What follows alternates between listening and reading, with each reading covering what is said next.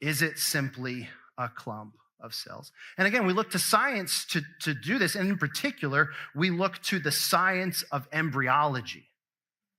Leading embryology textbooks confirm that from the earliest stages of development, the unborn are living, distinct, and whole human beings. For example, Keith Moore and Prasad write in their book, a zygote is the beginning of a new human being.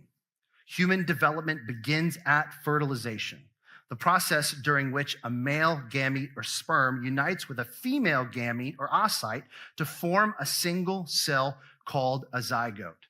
This highly specialized totipotent cell marks the beginning of each of us as a unique individual. Now let's go through every one of these terms and make sure, no, I'm kidding.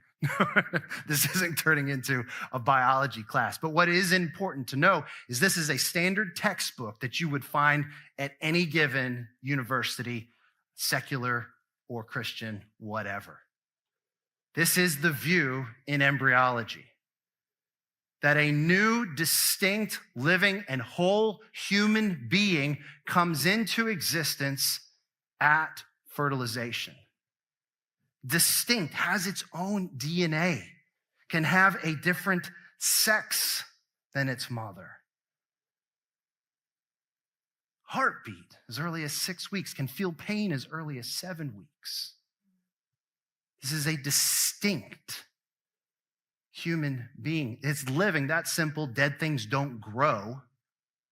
And whole, what is mean by that is from the moment of fertilization, the unborn isn't put together by its mother like a car on an assembly line. It already possesses inherently and intrinsically all that it needs to direct its own growth and maturity.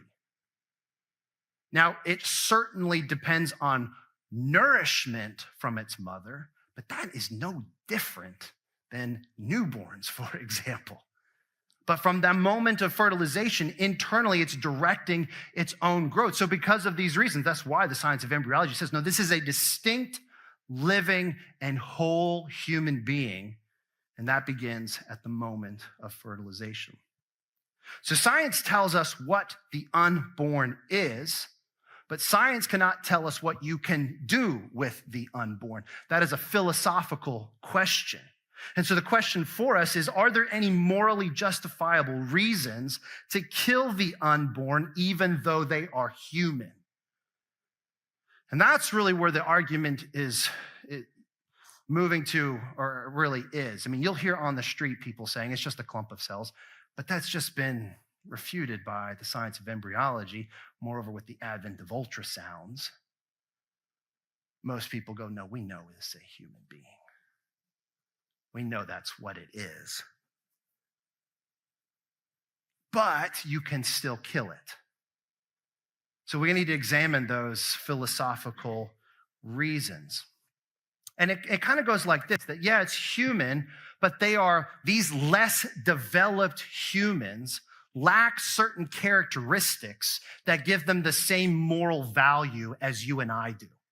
And these differences can fall into, they fall into four categories that you can remember through the acronym SLED that was first put together by Stephen Schwartz and then I think popularized by my friend and colleague and mentor, Scott Klusendorf. But these four differences fall into these four categories: size, level of development, environment, and degree of dependency.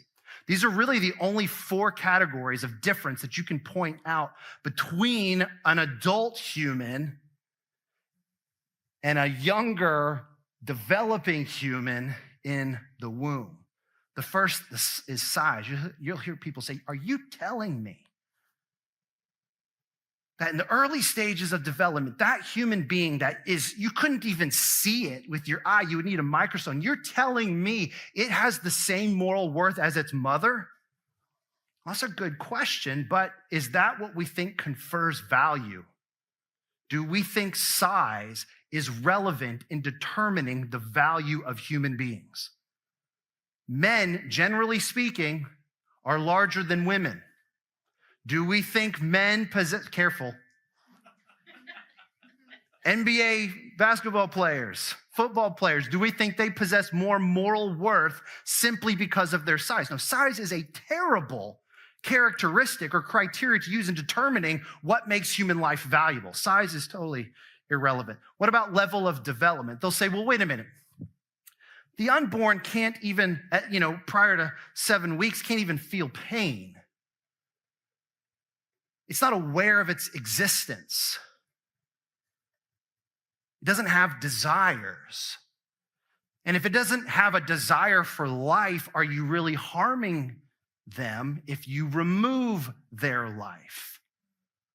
Well, this is an interesting one. It's a little bit tougher to answer, perhaps, maybe than just simply size. But what do you think?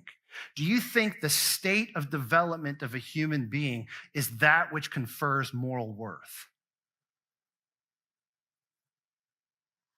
If so, when does that end? Toddlers are not as developed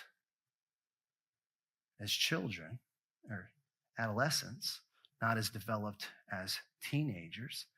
If you're a guy, you don't even hit your intellectual peak to sometime in your 40s. When do you achieve the full moral worth that comes from being a more developed human being? The other problem with looking to these areas of development is they are things that come into degrees, like rationality. It's not an either or kind of characteristic or property that human beings possess. They possess it in degrees. There are people that are more rational. And even you think about something like desire, which is a big one, that they'll want to take these characteristics and put it into something called personhood. And humans aren't valuable. It's only persons that are valuable. And persons are people that have desires. And if a 6-week embryo doesn't have desires, it's not a person and has no value. Okay, but what does that mean then? If we're saying desire, having desire confers moral worth, what does that mean for the depressed and the suicidal? You see, when we look to these arbitrary characteristics, we're creating conditional and functional human value that comes in degrees. You know what's really dangerous about that? That is the breeding grounds for inequality. To look at a certain class of human beings and say they aren't as developed in this certain trait, therefore they have less value than the rest of us, so we can do whatever we want. Generally speaking, isn't that what was part of the chattel slavery in the United States? Black people were viewed as intellectually inferior, something more like an animal, and therefore they possess less moral worth. So level of development is a terrible criteria to establish human value because it comes in degrees, and nobody will share these characteristics equally. And if it is true that our value comes from these degreed properties, then it's also true, it stands to reason, that human value comes in degrees, and we can just say goodbye to equality.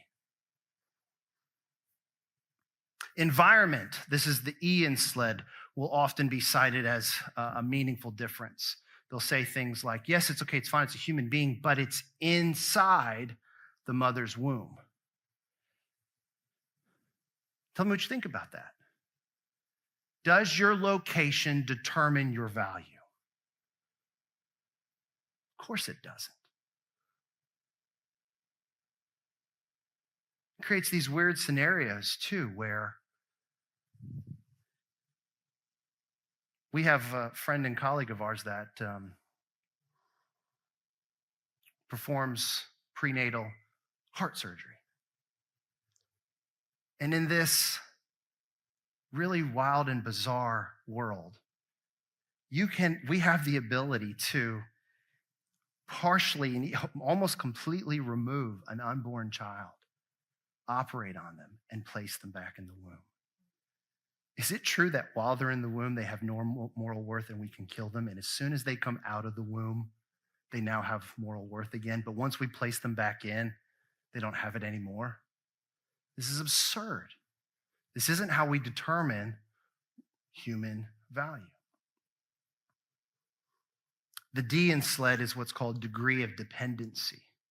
And it will be commonly argued that though the unborn are human, because they are dependent upon their mother, they don't possess the same moral worth as you and I, and therefore we can kill them. But again, the problem with this position is it's something that proves too much, because when does dependency end? Is this not also true about newborns, toddlers? My kids maybe are to the point where they can live on their own. So this notion of viability, it's a weird criteria. It's such a weird criteria. Viability is when human beings have value. No, human beings are always dependent. We're always dependent. Our children are dependent. Moreover, what if you need insulin or you're on dialysis? You are dependent upon something else for your very life. Do you now possess less value than others, and we can do with you that which we want? What about when you fall into a coma? You see the problem here with the pro-choice position, where they want to say, okay, the unborn are human, but they don't possess these characteristics. It proves way too much. And if it's true that the unborn, though human, are less valuable than us because they are smaller, less developed, their location is different, and they're dependent upon their mothers in a unique way, well, then it's true that newborns we are justified in killing. The cognitively disabled, those on insulin, those in coma, some of the elderly. It proves too much, and it undermines the notion of equality.